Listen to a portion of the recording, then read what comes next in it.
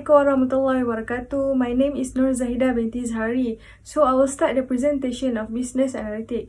Business analytic or analytic is a schematic methods of processing data into making a good business decision. So this process requires 4 steps, which is first to understanding the natures of the data. Second, using both qualitative and quantitative inquiries to process the data. Third, employing the suitable technologies to produce reliable and also meaningful output. And the last one is to perform the data in the simplest way. For business analytics, the scope of analyzing data and making business decisions falls into 3 categories. First, we have descriptive analytics. Second, we have predictive analytics. And the last one is prescriptive analytics. So the data of our company that will be presented falls under the first category, which is descriptive analytics. Data and business analytics. The relationship between these are the data are the backbones of the business analytics. So many business analysts refer the large volumes of data as a big data. So in this digital age, there are numerous numbers of online platforms such as Google, Facebook, and so on capture and store their large increasing data, because the data is a valuable asset to many businesses. So now, as you can see here, this is our sales data from the years 2016 until 2020 in units. Our company is basically supplying clothes to other small businesses. Our target markets are only in the east of Malaysia, which are Terengganu, Kelantan, and Pahang. Our company started its operation in the end of year 2015. So this will be our presentation to analyze our business performance based on the sales units every year. This will also allow us to understand the changes in the patterns of our business sales. My name is Nurul Sabrina binti Mamat, and I will continue our group presentation with the chapter 2. For the chapter 2, we use basic Excel function, logical function, and lookup function to find the value of our data and to know our company performance. First, for the basic Excel function, we want to find the minimum, maximum, sum, and average of the total sales per year. So, for the minimum, we use the formula equal to mean, open bracket, and select range all of total sales of 2016, close bracket, and then press enter. And we get the value of 104. And the rest are also the same. The same formula we use to find maximum, sum, and average. But we only change the in front of the formula like this. By looking at the table, we can easily look the minimum, maximum, sum, and average value of our total sales. Based on this table, we can conclude that the highest sales is in 2020, which is 17,530. Based on the data also, we can see one of the reason is because we get more customers in 2020, which can indicate the highest total sales is in 2020. Next is count and count if. The first one, we use count formula to find the number of our shop ID. The formula is equal to count, open bracket, select the range of the shop ID, close bracket, and then press enter. So, the result shows that we got 77 customers in 5 years. Next, we use count if.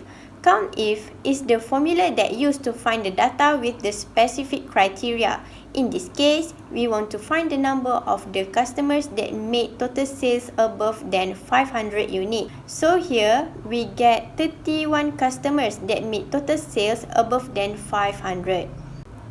Next, we also want to know whether our company provide good product and good services for our customers. So we also use count if function to know that. Based on the result, we find out that 74 out of 77 rate us 4.5 and above. It indicates that our customers are basically satisfied with our product and services. Nevertheless, we will try our best to provide high quality product in future so that our customer will eagerly rate us 5 star. Next, we also use count if function to easily know the number of customers that made total sales above than 500 and at the same time rate us above than 5.5 star. The result is we got a total of 30 customers.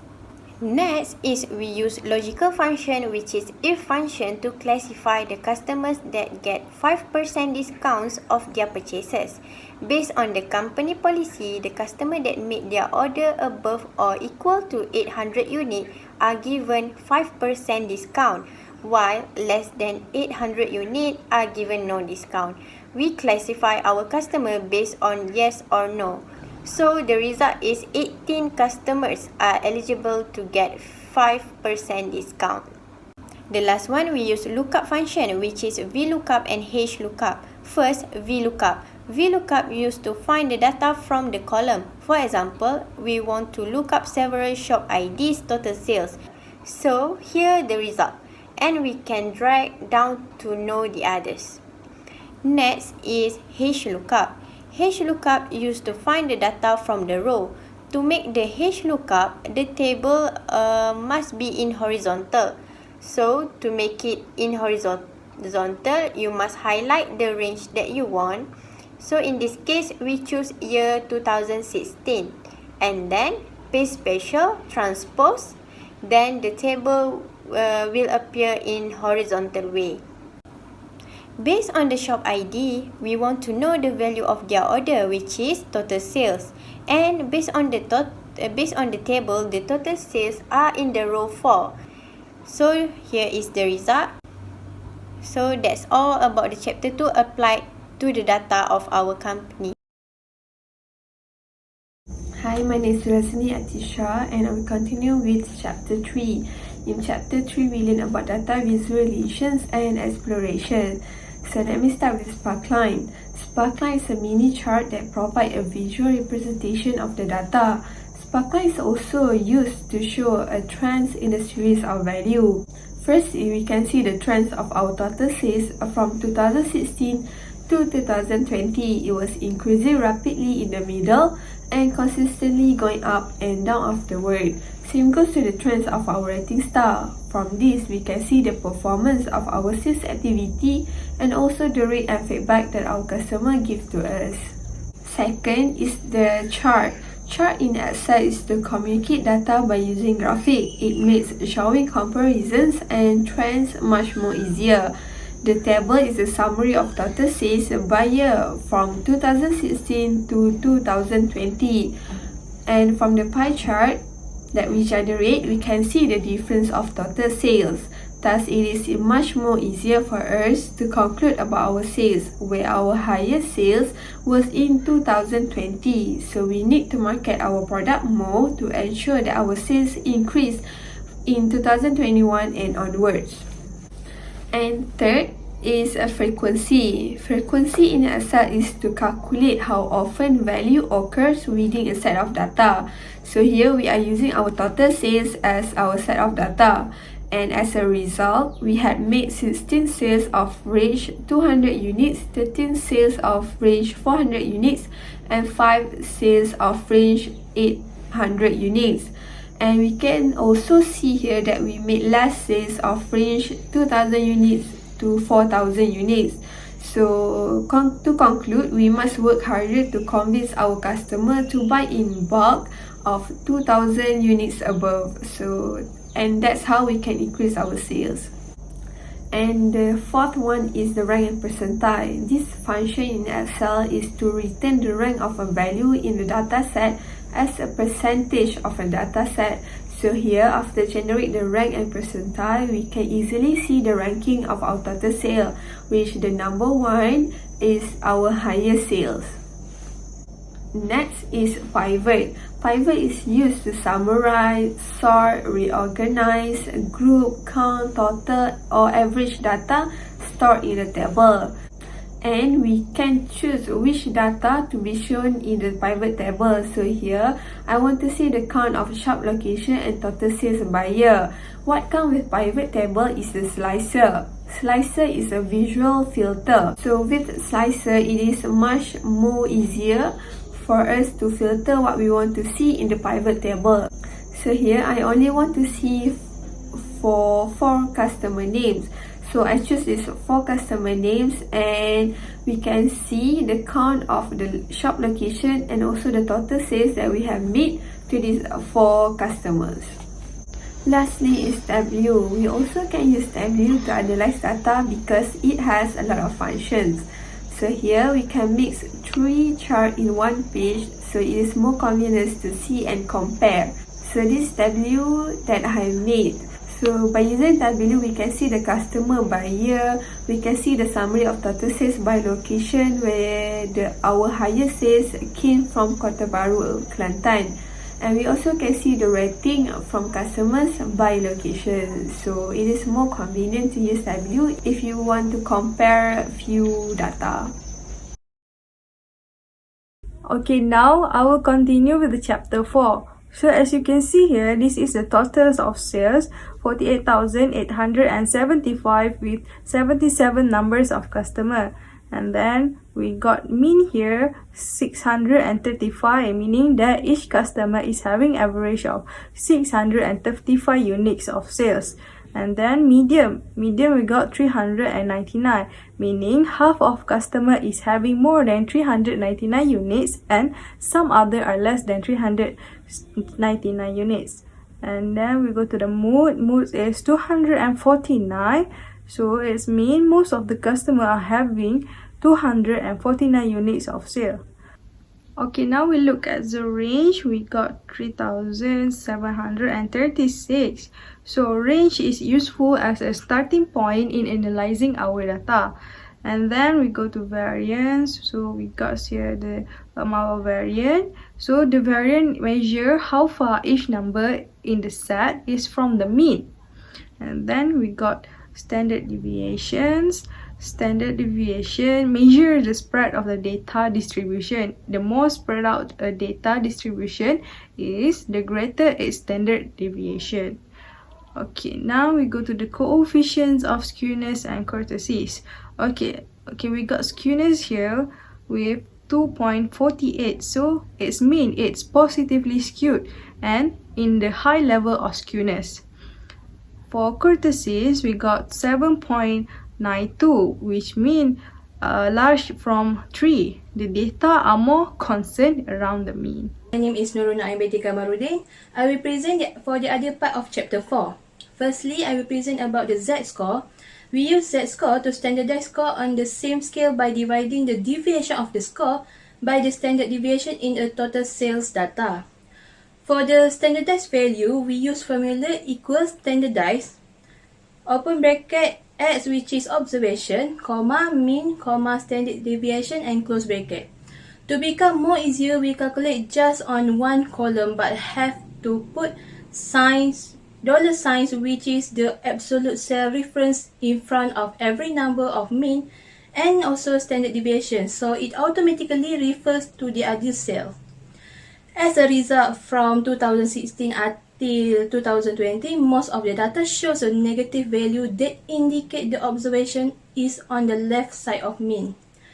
But from 2016 also shows the increase in the number of positive Z-score until 2020, which means the observation is on the right side of mean.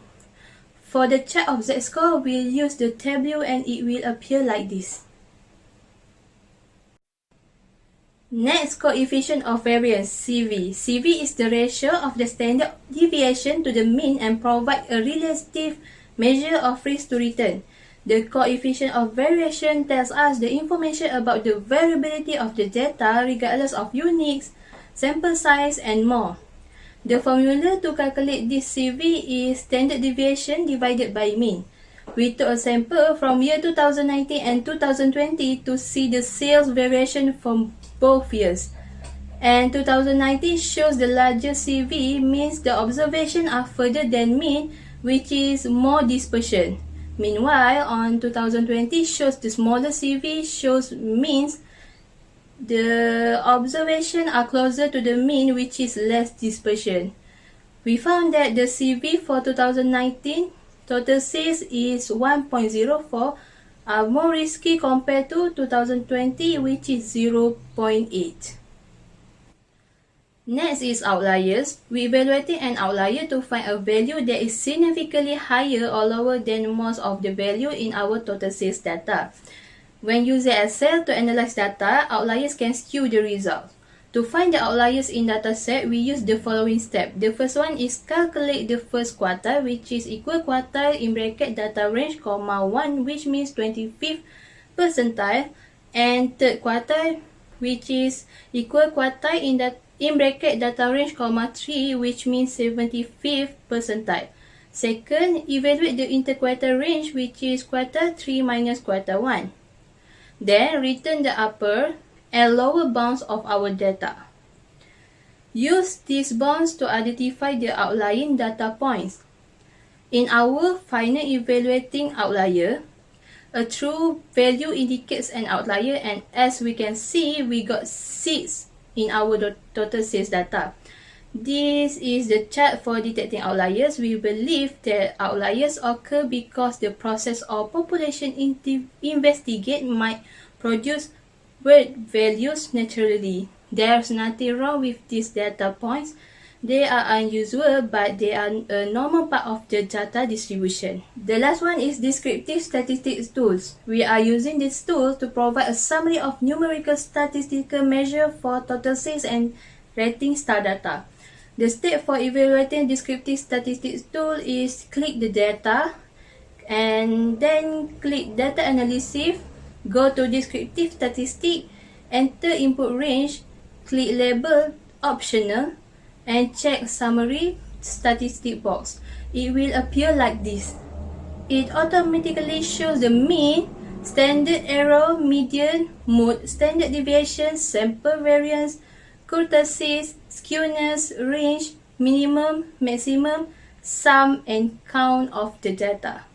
Our company also provides descriptive statistics tools because it can simplify the data obtained and then present the data into a useful information and more interesting and also easy for us to understand. That's all from us. Thank you.